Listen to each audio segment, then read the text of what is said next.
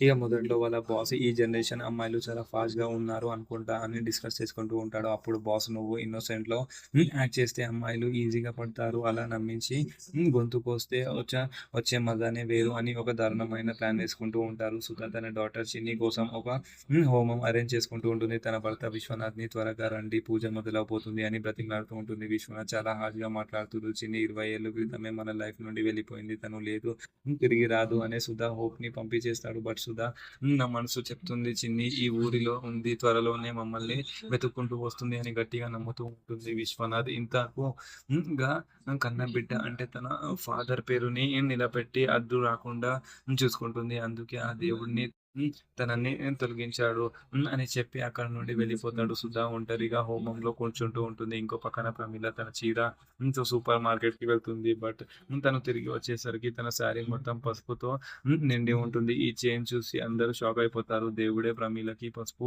కుంకుమల అభిషేకం జరగాల్సిందే చేశాడు. ఇది ఒక మంచి వ్యక్తం అని తెలుసుకుంటూ ఉంటారు అని అందరూ చాలా సెలబ్రేట్ చేసుకుంటూ ఉంటారు. మన నెక్స్ట్ ఎపిసోడ్‌లో ఏం జరగబోతుందో అనేది చూద్దాం. Thank you.